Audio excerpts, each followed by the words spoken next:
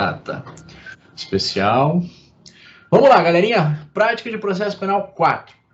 Eu quero, de novo, assim, ó, retomar alguns conceitos com vocês hoje. Hoje não vai ter peça, não vou postar nenhuma peça, tá? A gente vai fazendo aos poucos, devagarinho, porque eu quero revisar alguns conceitos e falar também sobre, de forma geral, o que a gente precisa observar para conseguir interpretar a nossa, para conseguir ter uma melhor interpretação sobre os enunciados e os fatos que se apresentam para a gente. Invariavelmente, a gente vai se deparar com assertivas, com questões, com enunciados de prova, para os quais a gente vai ter que estar preparado, vai ter que estar ciente, e quanto mais detalhes a gente souber, melhor. Então, eu queria retomar com vocês as peças que a gente já viu em um momento, primeiro momento, lá no estágio 3, pelo menos as principais. Eu queria refazer com vocês um esquema das principais peças. Para a gente compreender, é importante, eu quero que a gente tenha a plena compreensão da forma como a gente vai se situar no andamento do deslinde processual, dentro de um procedimento. Por exemplo, qual é a primeira peça, o que acontece depois do primeiro ato processual, que tipo de demanda, que tipo de providência a gente pode adotar, a gente deve adotar. Acho importante a gente fazer esse caminho. Deixa eu abrir um negócio aqui, então.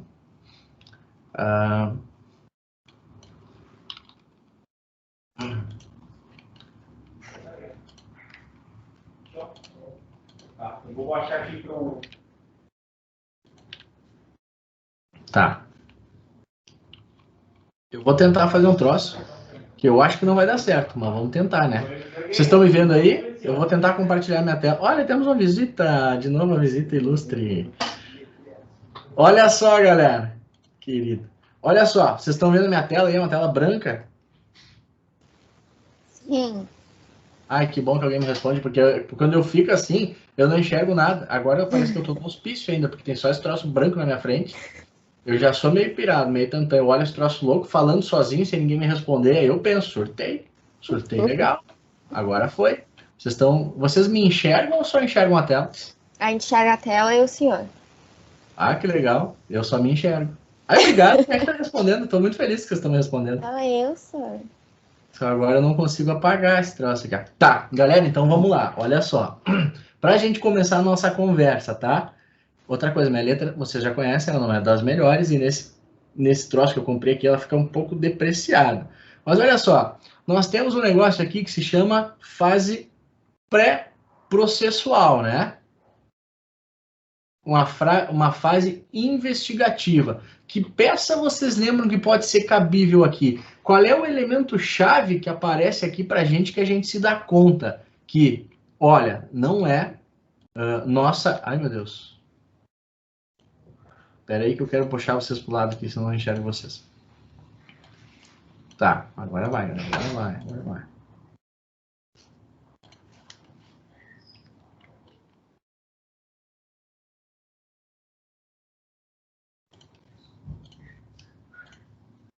Ah, desisto. Tá, eu não vou ficar sem enxergar vocês. Então, olha só, que tipo de peça a gente pode ter aqui nesse momento?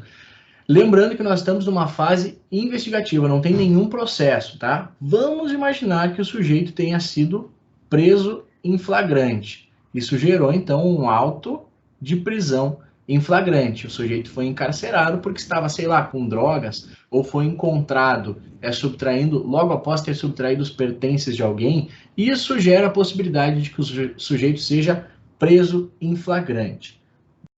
Nós não temos processo aqui ainda. Então, ninguém falou em citação. O enunciado nesse ponto vai ser curto. Se a gente tiver no exame da OAB, vai ser um enunciado curto, dizendo que o sujeito foi preso em flagrante e ele vai dizer ou que teve uma ilegalidade nesse flagrante, o sujeito, sei lá, foi fisicamente torturado ou não teve acesso à conversa com seu advogado. E aí, nesse caso, qual é a peça cabível para a gente? Que tipo de providência a gente poderia adotar? Alguém lembra? A prisão, nesse caso, se torna uma prisão ilegal. E a prisão ilegal, ela deve ser relaxada. Beleza? Então, a gente aqui, se ficar diante de uma ilegalidade, a gente deve pedir o relaxamento da prisão. Então, nós estamos aqui na fase de investigação ou na fase pré-processual. Beleza, mas se o enunciado não nos der nenhuma ilegalidade, não disser que houve um equívoco, houve uma violação, houve uma nulidade no âmbito da prisão preventiva, é possível que a gente cogite outra peça para apresentar aqui? Claro que sim, vamos imaginar o seguinte. O Marcos chegou agora aí, o Marcos tá com cara de quem aprontou hoje. O Marcos aprontou hoje, foi preso em flagrante, porque, vamos ver o que o Marcos fez. O Marcos furtou a lapiseira da dona Jandira. Dona Jandira, não, se apropriou indebitamente da lapiseira da dona Jandira. O Marcos chegou, dona Jandira, a senhora me empresta sua lapiseira, por favor. E a dona Jandira, claro, não, pode pegar, Marcos, o senhor tem a cara boa e tal. Pegou e o Marcos levou embora. Chega dona Jandira, chamou a polícia, evidentemente, a lapiseira tá cara, hoje em dia as coisas estão difíceis, e o Marcos foi preso. O auto de prisão em flagrante foi remetido e a prisão em flagrante foi convertida em prisão preventiva. Não havia nenhuma ilegalidade. Só que o Marcos é um cara de gente boa, o crime não é grave, ele nunca se envolveu em nenhum fato violento, pretérito. O que a gente poderia pedir para o Marcos aqui? A gente já viu que a gente não pode pedir o relaxamento da prisão, porque a prisão ela não é ilegal. Isso é bem importante que fique claro, tá, galera? Prisão ilegal deve ser relaxada. Agora, a prisão legal, ela pode ser atacada também, mas nesse caso a gente vai pedir a concessão da liberdade provisória.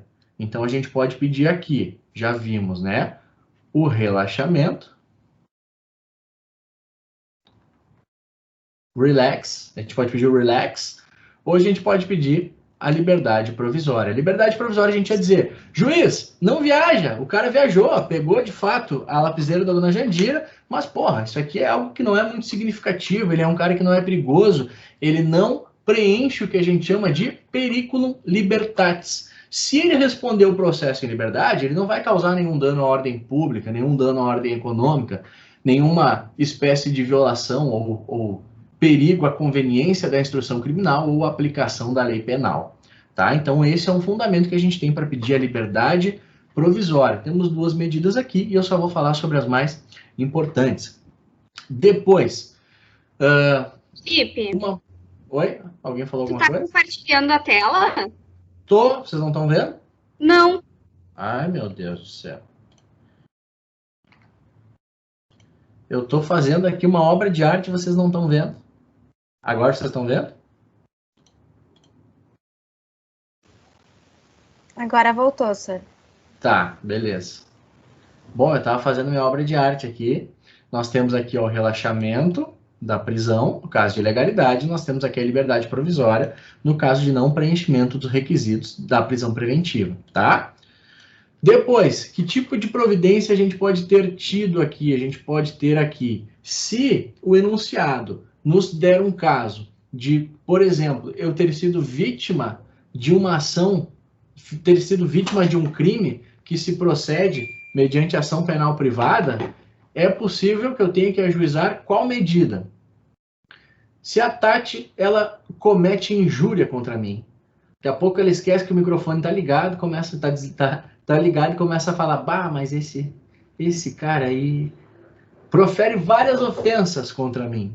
Ela cometeu a infração penal, na verdade não cometeu, a gente pode ter uma discussão, fazer o papel do advogado dela, porque ela tem que ter a intenção de me injuriar. Se ela fala alguma coisa sem querer, ou seja, ela não quer que eu ouça, ela não tem a intenção de me injuriar, portanto a conduta é atípica. Mas, digamos que eu esteja a fim do tumulto e eu queira processá-la pelo crime de injúria. O que eu devo fazer, galera?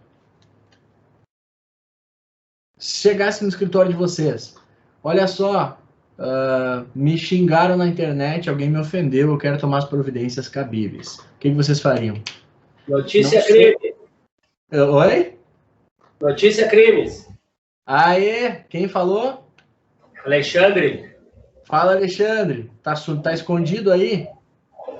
Sim. Ele tá escondido porque ele tá me devendo um churrasco com um pãozinho de alho, por isso que ele tá escondido aí. Vou botar na roda, vou botar no grupo, Alexandre. Não tem, aqui nós não temos segredos. Alexandre, é quase isso, cara. Nesse caso, seria uma queixa-crime. A queixa-crime é a ação penal a inicial acusatória num crime de ação penal de iniciativa privada. Foi bem importante isso, porque a gente tem que diferenciar, tá? Tá certo. Aqui, ó. Então, a gente tem a possibilidade de fazer uma queixa-crime, que é a ação penal de iniciativa privada, e existe também a possibilidade de fazer uma notícia crimes, que foi a hipótese aventada pelo Alexandre. A notícia crime, importante, ó, galera, a gente não esquecer dessa distinção, tá? São coisas diferentes. Qual é a diferença entre notícia crimes e queixa-crime? Queixa-crime, eu, vítima, ajuizo a ação penal contra o ofensor. Então, eu ajuizo a queixa-crime, eu dou início a um processo contra a Tati. Agora, notícia crimes, vamos imaginar que alguém me ofende na internet. E eu não sei quem é, só cria um fake. Cria um fake e comete vários crimes contra a minha honra na internet. Só que eu não sei quem é. Eu posso pedir ajuda para a delegacia de polícia, apesar de ser uma ação penal privada? Posso. Eu vou chegar na delegacia de polícia e vou dizer: senhor delegado, deu treta, deu BO, me xingaram, me ofenderam. O que o senhor quer fazer? Eu quero ajuizar uma queixa-crime, só que eu não sei quem foi. Então eu quero que o senhor instaure um expediente investigativo para me ajudar a descobrir quem são os autores dessa infração penal. Beleza? Então eu posso também, foi importante essa menção, porque eu posso também me valer da notícia crimes. Então eu posso ajuizar uma queixa-crime e posso apresentar para o delegado de polícia ou para o Ministério Público uma notícia crimes, que é um requerimento de instauração. É um requerimento de instauração de inquérito policial. Tá, galera? Nós estamos tudo aqui na fase pré-processual, não começou o processo ainda, tá? Dessas medidas, quais são as mais importantes para fins de exame de ordem? Aqui, elas quase todas já caíram. Acho que só a notícia crimes ainda não caiu no OAB. Mas o pedido de relaxamento de prisão já caiu, pedido de liberdade provisória já caiu, queixa-crime já caiu também num caso de crime contra a honra, mas ainda não é tão relevante em termos de consistência de cobrança. Depois, a partir do momento em que se oferece uma queixa, crime ou uma denúncia, o que acontece aqui no processo? O que acontece aqui no nosso caso? Então, o Marcos foi preso em flagrante, nós fizemos um requerimento de liberdade provisória, o juiz liberou o Marcos para responder o processo em liberdade, só que ele foi denunciado por apropriação indébita. A partir do momento em que o Marcos é citado, o que ele pode fazer? O que ele deve fazer? Chora, né, Marcos? O cara vai chorar, imagina, ser citado num processo criminal. Olha, não é uma coisa muito boa. Ele é citado para apresentar, e aqui a coisa começa a ficar importante, tá, galera? Ele é citado para apresentar resposta à acusação. Essa é uma das peças mais importantes que nós temos na fase instrução. Agora a gente está na fase processual.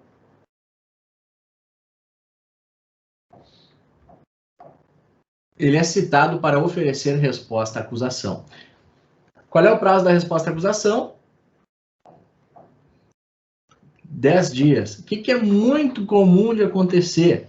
O cara recebe, tá aí, 10 dias contados de quando? Da juntada aos autos do mandado ou da citação, do conhecimento da citação?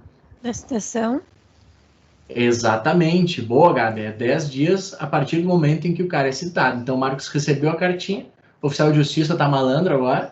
Estão citando por WhatsApp. Alô, por favor, eu queria falar com a senhora Gabriela. Ou manda um WhatsApp. A senhora Gabriela? É ela. Então a senhora foi Então citada. você tá timada. Então, a senhora está citada para responder o processinho. Não, mas não é. Qual Gabriela? Gabriela do quê? Eu se esqueci meu nome. Se atrapalhei. Troquei os nomes. Não é Gabriela, não. Agora eles estão citando por WhatsApp. Então o Marcos é citado para responder a acusação. Ele tem um prazo de 10 dias. O que é muito comum de acontecer, galera? É muito comum, o cara recebe mandado de citação, terça-feira, aí ele está trabalhando, Aí segunda-feira ele lembra, passa o final de semana, né? Final de semana o senhor vai gerir.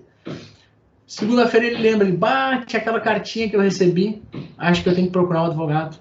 Aí o cara chega no seu escritório na segunda-feira. Como é que tá nosso prazo aí? O cara foi citado na terça, nós temos 10 dias, vamos ver quantos dias nós temos.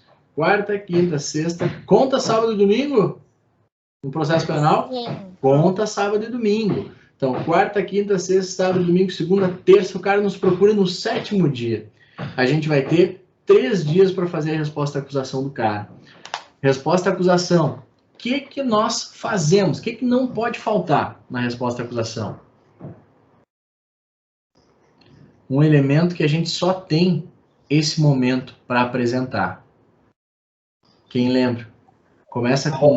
Testemunhas. Aê, Alexandre, muito boa. É isso aí. É o momento que a gente tem para rolar testemunhas. Então, a gente tem 3 dias para dizer para o cara, velho, pensa aí em 8 pessoas que possam te ajudar. E aí é um drama, porque o cara pensa e tem que falar com a pessoa, aí o cara não tem certeza se a pessoa vai ajudar, tu não conhece a testemunha, não sabe o que ela vai falar, o que ela não vai falar. Então, é muito arriscado. Mas, ó, o Guilherme tá estragando o escritório aqui. Estão ouvindo a barulheira? Tá quebrando tudo. Tem que ir lá botar ordem na casa. Não, eu tô brincando, ele que manda, né? Eu fico bem quietinho. Se ele escuta, ele já vem me xingar. Não, tá tudo bem. Tudo. Então, nós temos aqui que rolar testemunhas, juntar documentos, arguir preliminares, isso tudo na teoria. Então, no exame de ordem, a gente vai alegar todas as teses que nos deram, tá? Só que, na vida real, às vezes não é oportuno eu abrir as minhas teses. Por quê? Porque eu não vou conseguir nada na resposta à acusação. Eu tenho que ter uma tese muito forte para o juiz absolver sumariamente o meu cliente. Na maior parte dos casos, ele não consegue realizar essa absolvição sumária. Então, eu me restrinjo no mundo real, não no OAB, não em concurso, tá? No mundo real, eu restringo aqui a apresentação do rol de testemunhas, que, em regra, são 8, a não ser no rito sumário, que são 5, tá? Beleza, depois aqui da resposta à acusação, o que acontece? O juiz recebe a minha resposta à acusação, não é caso de absolvição sumária, o que ele faz? Ele designa audiência de instrução e julgamento. Na audiência de instrução e julgamento, deu certo? Show, obrigado, Franco, valeu. Na audiência de instrução e julgamento, primeiro é ouvida a vítima, se houver, então vai chegar lá a dona Jandira, o juizão vai perguntar, dona Jandira, a senhora me conte, o que aconteceu? Pai, eu tava ali, chegou aquele rapaz cabeludo, me pediu emprestado. Estão fazendo obra aqui, olha que porra.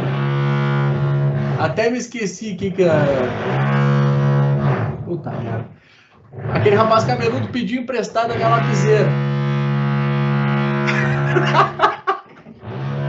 Porra, que bosta isso aí. Tá, pediu emprestado minha lapiseira. Oi? Se botando. Eu não entendi nada. Tá, se acalmaram aí? Deu? Vamos parar? Parar com a zona? Galera, alguém falou alguma coisa? Estão sabotando o senhor aí, Estão me incomodando, Anderson. Que tumulto é esse? Esse cara não sabe que nós estamos em aula, mas o que é isso? Vou fechar a janela, não vai adiantar nada. Galera, então assim, a dona...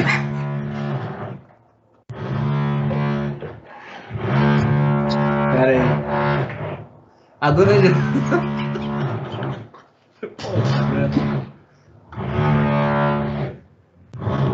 Bom, eu vou começar a gritar mais alto e a gente vai do jeito que dá. A dona Jandira vai dizer, o Marcos veio aqui e pediu a minha lapiseira emprestada. Ela pediu a minha lapiseira emprestada, ele pediu a lapiseira emprestada e foi embora. Então a vítima vai ser ouvida primeiro, tá? A vítima é a primeira a ser ouvida na audiência de instrução de julgamento. Depois são ouvidas as testemunhas arroladas pela acusação e depois são ouvidas as testemunhas arroladas pela defesa e, por último, é ouvido o réu. Então, o Marcos vai ser ouvido por último. Agora que eu tô vendo aqui o chat, horário nesse barulho. Bom, Por último, o réu é ouvido. Então, olha só para não passar batido aqui. Na nossa audiência de instrução e julgamento, vítima, testemunhas arroladas pela acusação, testemunhas arroladas pela defesa e, por último, o réu. E aí o Marcos vai prestar a versão dele. Bah, não vai rolar. Puta que pariu.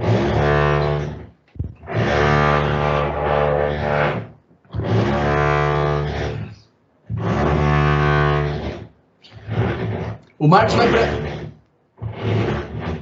O Marcos...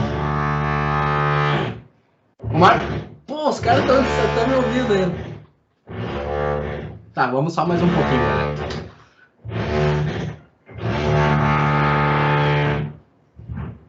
O Marcos vai prestar a versão dele no interrogatório. Encerrado o interrogatório, o juiz vai dizer: acabou a instrução processual. Encerrada a instrução processual, é possível que se requisitem diligências. Então, por exemplo, eu como defensor do Marcos, vou perguntar: dona Jandira, a senhora estava sozinha? Não, eu estava sozinha. Tá, mas a senhora sabe se tem câmera lá no local? E aí ela vai dizer: tem uma câmera ali logo na saída. E aí eu vou dizer, se eu quiser, né? Se o Marcos tiver dito. Isso é mentira, dona Jandira. Se eu soubesse, se eu tiver certeza que as câmeras vão inocentar o Marcos, eu posso, só ao final da instrução, dizer: juizão, olha só, tem um elemento importante aqui, que são as câmeras de segurança que não vieram para o processo. Então eu requisito essas diligências. Eu quero que o senhor peça essas câmeras de segurança para mostrar aí o que aconteceu de fato. Ou, se for o promotor de justiça, ele pode pedir também, né? O promotor de justiça pode requisitar diligências. Não havendo diligências, o que acontece? Debates orais. Ou, se o processo for complexo, galera, e aqui ó, é a peça, sem dúvida, mais importante de estágio supervisionado 3, tá?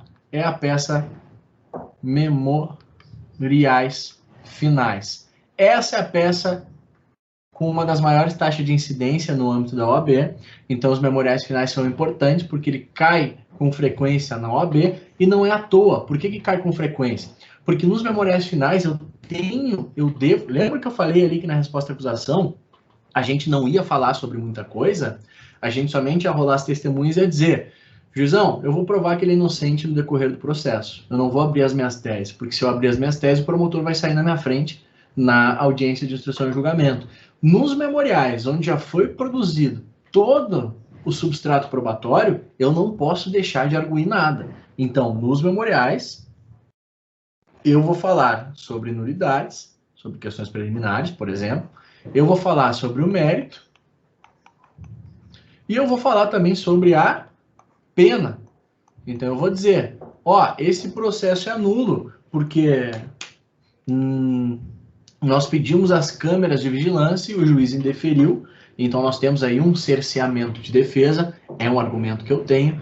Ainda, no mérito, o Marcos deve ser absolvido, porque ele e a dona Jandira, desde o primeiro semestre, não se bicam, e a dona Jandira já andou dizendo que ia se vingar do Marcos. A dona Jandira está confirmando, ó, já confirmando que não vai com a cara do Marcos. Desde o primeiro semestre eles não se bicam, então... as declarações dela são declarações que são parciais. Além disso, essa suposta lapiseira que teria sumido nunca foi encontrada. Nunca foi encontrada e não há nem nota de que a dona Jandira teria comprado essa lapiseira. Então, essa acusação ela é fraca. Essa acusação não pode subsistir. Nós estamos falando do quê? Do mérito. Mas, caso Vossa Excelência entenda que mesmo diante dessas provas frágeis, débeis, insuficientes, seja necessário um decreto condenatório, a pena deve ser fixada no mínimo legal. Deve ser fixada no mínimo legal, por quê? Porque todas as circunstâncias do artigo 59 são favoráveis ao Marcos, a culpabilidade não é grave, ele não possui maus antecedentes, as circunstâncias não foram graves, as consequências não foram graves, etc, etc. Não existe nenhuma agravante, e ainda existem atenuantes. Aí eu vou trabalhar com essas questões no âmbito da aplicação da pena. Primeira fase, circunstâncias judiciais. Segunda fase, agravantes e atenuantes. Terceira fase, majorantes e minorantes. Tá? Então eu devo falar tudo nos memoriais. E o nosso semestre, galera, encerrou aqui. O estágio 3 encerrou aqui. O mais importante para a gente, memoriais e resposta à acusação. Os outros é importante que a gente saiba. É importante que a gente saiba o cabimento, é importante que a gente saiba o que a gente pode alegar, o que a gente não pode alegar, mas os mais importantes são verdadeiramente a resposta à acusação e os memoriais, tá? Então, lá, quem que apresenta memoriais antes, galera? Acusação ou defesa? Acusação. Acusação, perfeito. Depois, a defesa apresenta. A defesa fala por último, por conta do princípio da ampla defesa. Ela tem o direito de se defender daquelas provas que estão sendo feitas contra ela, tá? Contra o réu. E outra coisa bem importante, ó, que eu acho que vai começar a cair nos concursos, decisão recente do Supremo Tribunal Federal. Num caso de co-réus, nós temos uma pluralidade de réus e temos colaboração premiada. Então, eu, a Letícia, a Tatiane, o Marcos e a dona Jandira formamos uma... que são as pessoas que estão aparecendo aqui, tá? Para mim, tá, galera? Formamos uma... Não que eu ache, né? Que vocês sejam meus parceiros de crime. A gente forma uma organização criminosa. Só que a Letícia resolveu colaborar com a investigação. Ela resolveu celebrar uma colaboração premiada. Então, a Letícia diz, olha, o cabeça de tudo era a dona Jandira. A dona Jandira era quem armava tudo, era quem mandava e desmandava. O Marcos lá era o capacho, pobre coitado. Só fazia o que mandava. Só fazia o que mandavam. A Tati era o braço direito da dona Jandira. A Tati era o braço direito da dona Jandira e o Felipe também era um coitado. Ficava lá, só fazia o que mandavam ele fazer. Então, ó, a Letícia está em alguma medida, né, nos acusando. Então, ela celebrou uma colaboração premiada, ela vai responder também. A Letícia vai responder processo? Vai, ela vai ser denunciada e vai responder processo. Em regra, ela pode receber algumas regalias. Ela pode até mesmo ser absolvida, caso dê alguma zica, mas normalmente não, né? Porque o colaborador confessa. Mas, se houver alguma nulidade, alguma coisa, sei lá, ela pode ser alcançada. Então, nós temos 5 réus por uma organização criminosa, 5 que vão apresentar seus memoriais. Qual a ordem de apresentação deve ser feita nesse caso? É indiferente? Nesse caso, a Letícia deve apresentar primeiro seus memoriais. Decisão recente do STF. O réu delator deve falar antes dos réus delatados. Então, a Letícia apresenta os memoriais dela e a gente apresenta rebatendo. O que ela está dizendo não é verdade, o que ela está dizendo não é bem assim. Então, a gente tem o direito de falar por último. Isso não está expresso no Código de Processo Penal, porque o Código de Processo Penal, ele vai mudando, né, galera? Ele vai se aperfeiçoando, e a colaboração premiada é um instituto recente, para o qual ainda não tem uma sistematização adequada. Então, mas por conclusão do princípio, que se chama princípio do devido processo legal, se entende que é adequado que os delatados falem depois dos delatores, tá? Isso aí eu acho que vai começar a cair em concurso. E professor, de acordo com esse entendimento, então, os réus têm uma hierarquia aí dentro do processo? A gente entende sobre o devido processo legal a questão do réu e da vítima, né? E deve ter uma paridade. Por que esse entendimento com paridade entre réus? Pelo seguinte fato, Alexandre. É o Alexandre, né? Isso. Pelo seguinte fato. Deixa eu fechar esse troço aqui, que aí eu enxergo vocês aqui e fica melhor, tá? Galera, pelo seguinte fato. Os réus, eles estão em igualdade de direitos, de orientação, eles têm todos a possibilidade de promover o mesmo meio de prova, só que um dos réus, ele, ao mesmo tempo que ele é réu, ele está servindo de alguma forma a acusação, Alexandre. Então, a Letícia está, para se defender, acusando os outros réus. E, por força da ampla defesa e do contraditório, o Supremo Tribunal Federal entendeu que a Letícia ela vai exercer sua defesa, vai apresentar memoriais, só que parte da defesa dela é acusar os outros. E ao acusar os outros, seria razoável, por conta do devido processo legal, que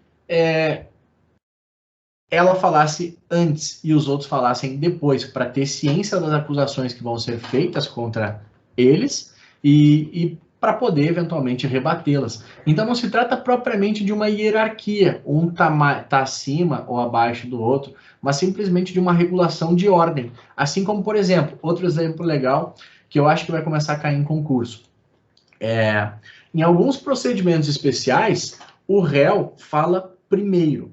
Se a gente for examinar lá o artigo 57 da Lei de Drogas, da Lei 11.343, a gente vai ver que na audiência de instrução o réu prestará interrogatório e depois as testemunhas falarão. Como era no nosso CPP antes de 2008. Só que em 2008 o nosso CPP sofreu uma reforma. Uma reforma para colocar o réu como último.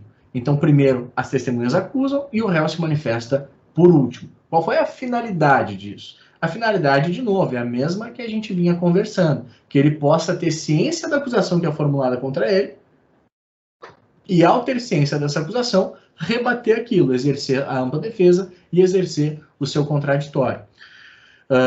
Só que, assim, essa modificação é de 2008 e a Lei de Drogas é de 2006. Então, a gente tem a Lei de Drogas anterior e o CPP posterior. Só que, ao mesmo tempo, nós temos o princípio da especialidade. A Lei de Drogas é mais especial do que o CPP. Então, qual que a gente aplica? O interrogatório no início, de acordo com a Lei de Drogas, ou o interrogatório ao final, de acordo com o CPP. Isso foi durante muito tempo debatido, e o STF definiu que deve-se aplicar o interrogatório como último ato, mesmo nos procedimentos em que se tenha a previsão de o réu ser ouvido no início. Então, atualmente, na Lei de Drogas, de acordo com a orientação do Supremo Tribunal Federal, o réu deve ser ouvido por último e não no início, como expressamente consta no artigo, acho que é o 57, não lembro se é o 55 ou o 57, mas acho que é o 57. Tá, galera? Alexandre, o fundamento é o mesmo. Deixa o cara que está sendo acusado falar por último, para que ele possa se defender. Não se trata propriamente assim, de uma hierarquia, mas sim de uma ordem sistemática para implementar ou garantir cada vez mais, com cada vez maior intensidade, os princípios do contraditório, os princípios da ampla defesa. Tá, galera? Beleza. Então, a gente viu ali o procedimento a partir do momento, então, que o Marcos foi condenado. O que nós podemos fazer? Cara, também isso acontece com frequência. O cara procura vocês, doutor, tô com um probleminha. Sempre é um probleminha, né? Tô com um probleminha aqui. Qual é o teu problema, meu filho? Não, saiu uma sentença aí. Sentença de quê? Sentença. Me condenando. O cara procura, foi intimado de uma sentença penal condenatória, resolveu contratar advogado, antes seguiu sem advogado. Aliás, o cara pode ser processado sem defesa técnica? Não vou contratar advogado, coisa nenhuma. O que o juiz vai fazer? Vai nomear a defensoria pública, né? O cara não pode ser condenado sem a defesa técnica. O princípio da ampla defesa ele engloba a defesa técnica, que é o sujeito ser assistido por alguém que detém a capacidade jurídica, né? Por um advogado ou por um defensor público, e a defesa pessoal. A defesa pessoal é exercida pelo próprio réu. A defesa pessoal pode ser positiva, ou seja, o réu produz uma prova, o réu fala no interrogatório, o réu constitui um advogado, ou pode ser negativa. O que é a defesa pessoal negativa? O réu deixa de participar de algum ato. Pode isso? Por exemplo, se eu for parado numa blitz e for convidado a me submeter ao etilômetro. Sim, senhor, pode não fazer. A Gabi já fez, Gabi? Não, senhor. Já trabalhei com quem não faz. Tu trabalhou com quem não faz? Tá. Então ela tá.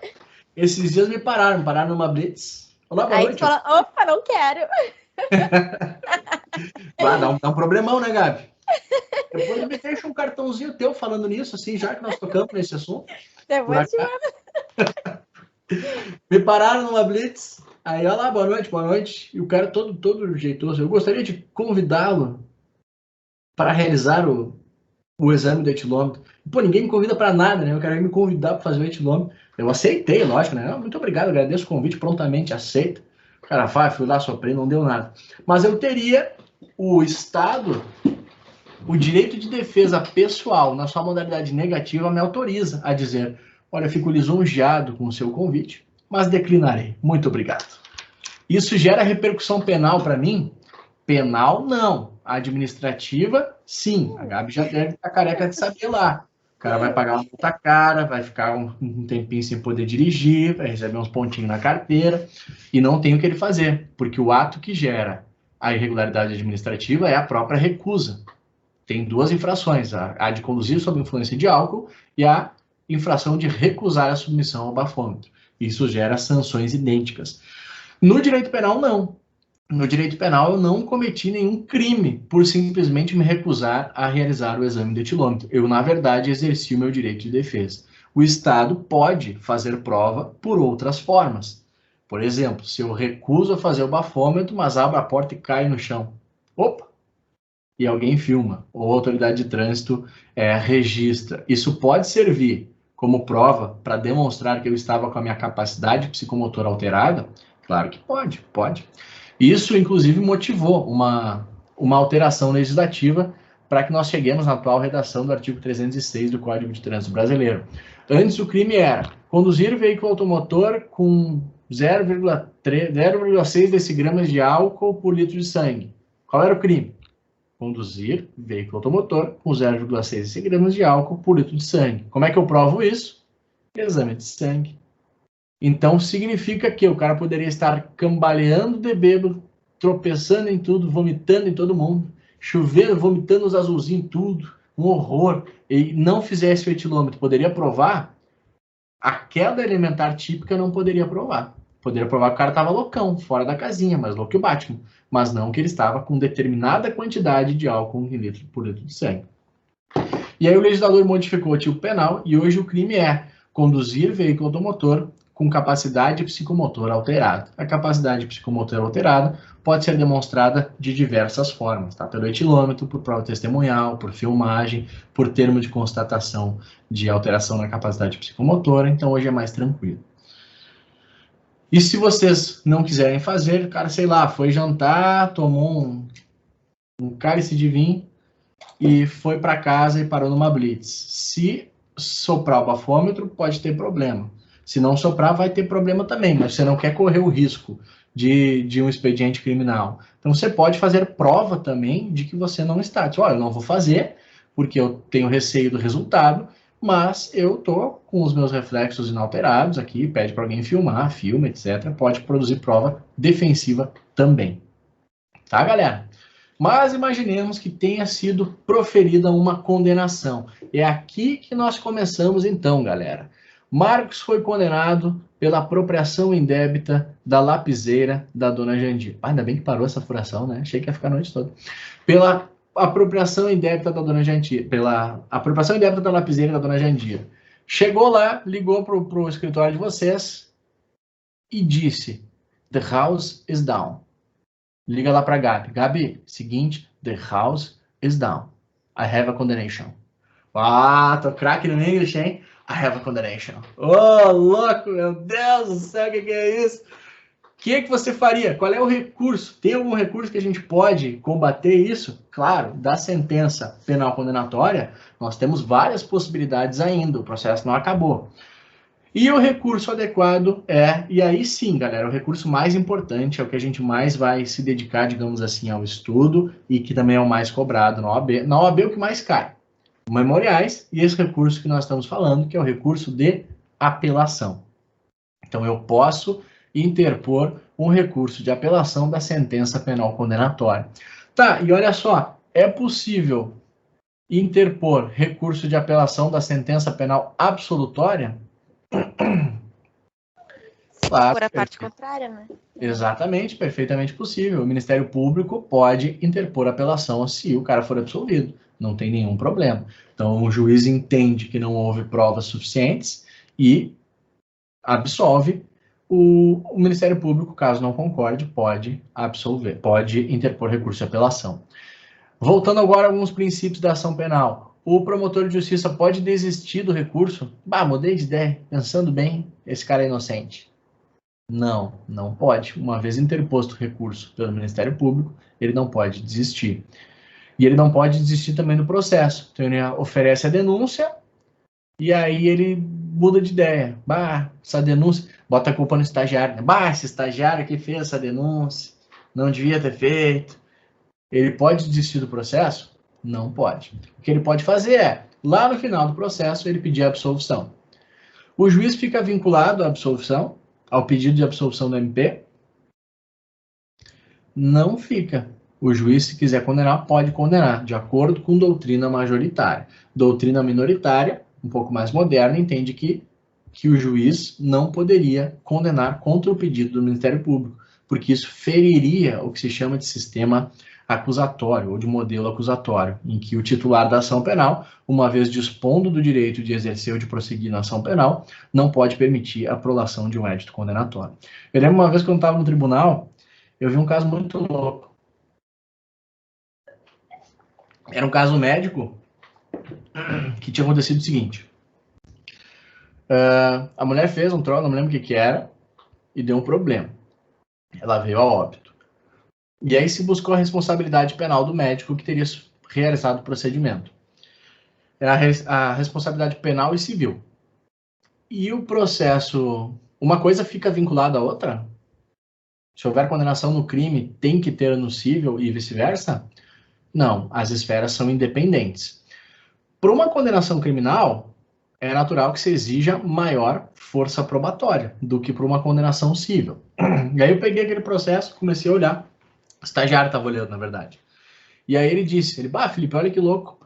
Aqui o juiz, o mesmo juiz, condenou o cara no crime e absolveu no civil. E aí eu pensei, o estagiário viu errado, né? O estagiário é foda. Vem cá, querido, vou te mostrar, tá errado. Não pode, como é chocante, né, alguém condenar no crime e absolver no civil, quando se precisa de mais provas no crime. Ainda mais sendo o mesmo juiz.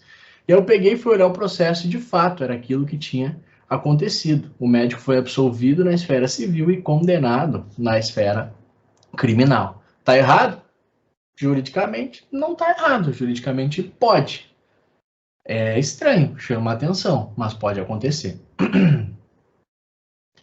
Agora, o porquê que eu tô falando disso, eu já não faço a menor ideia. Como é que eu vim parar no caso do médico? Acho que eu estava falando de apelação, né? De qualquer forma, dessas decisões aí é possível que se interponha recurso de apelação. Recurso de apelação, galera, muito importante.